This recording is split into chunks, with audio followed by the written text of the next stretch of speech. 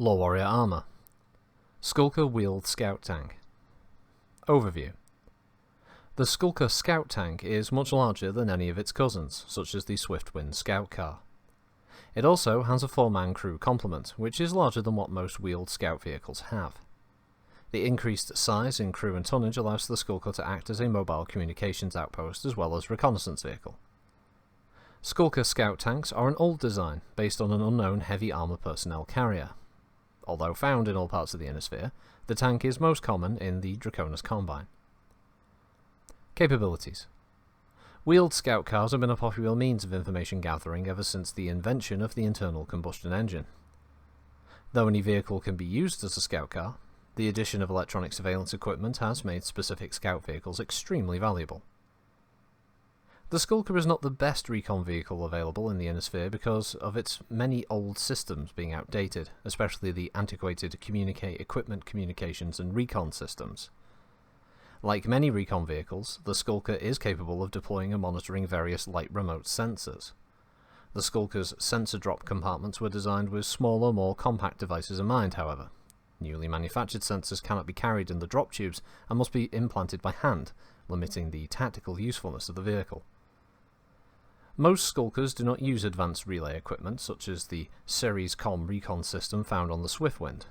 The cost of these systems is what keeps them from being retrofitted into the Skulker. It is usually cheaper and more effective for an army to buy more Skulkers and then chain the communications from one tank to the next. The forward-mounted laser is the newest addition to most Skulkers. There was originally a tube antenna on the front, which was later exchanged for a machine gun. Because the crew compartment's ventilation system is poor, the build-up of fumes inside the cabin severely restricted the machine gun use. Finally, some sensor equipment was removed and a complete laser system was installed. Battle history. In 3025, the Draconis Combine and the Federated Suns waged one of the bloodiest campaigns of recent years on Galtor III. Though the Davian forces were ultimately victorious, the Curetans managed to inflict plenty of damage with the help of captured Skulkers. During most campaigns, each side usually takes many prisoners. In this one, however, the Cureta forces had armed their techs and used them to cover the withdrawal of the 8th Galadon regulars. As a result, the Galadon Tech Defense League was nearly decimated, suffering more than 91% casualties. Suddenly, the Combine was no longer interested in exchanging the captured Davian techs because most of their own were gone and they needed the prisoners' expertise for themselves. Federated Suns intelligence then discovered the location of the prisoner of war camp where the captured Davian techs were awaiting transshipment to the Combine. Rather than making a straightforward mech or VTOL raid on the camp, one Davian Major Baum contrived an overly complicated plan to slip in with a task force of 12 captured Combine Skulkers and other wheeled transports under his command. For some reason, it was the Chief of Davian Intelligence, rather than the Davian High Command, that gave the go-ahead. Task Force Baum moved out under the cover of a diversionary attack and were easily able to penetrate the Combine forward lines. However, they ran into trouble when they reached the rear area.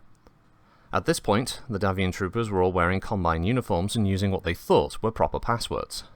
They had no way of knowing that those codes and passwords had been planted by the Curetan intelligence services for just such a contingency. When the improper password was given at a roadblock, the Cureta forces immediately radioed for help and opened fire. 2 Skulkers and 4 transports were destroyed before Task Force Baum broke through the roadblock. A reserve recon lance was sent to intercept the column. In the first engagement, the Davian task forces lost 3 more Skulkers and all transports. The Curetans shattered the remaining Skulkers and then hunted them down one by one.